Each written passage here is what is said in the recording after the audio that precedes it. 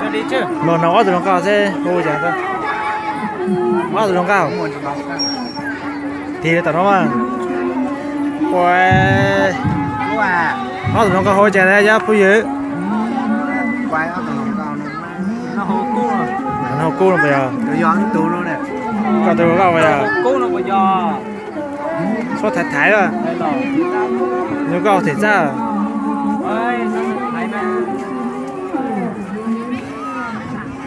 Nên hiện tại đó là con đề lên của cả đất này phúc của cái nơi này tức cô là nên chỉ hai đề cái Mà ít mà quay trở về Có thể tao đang nó bay cho mình, tao nó tao bay đấy.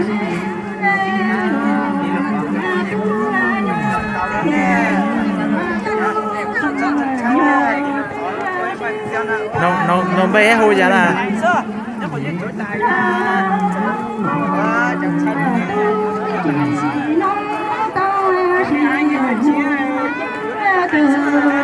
Chụp ảnh bây giờ. Chụp sau cho xe.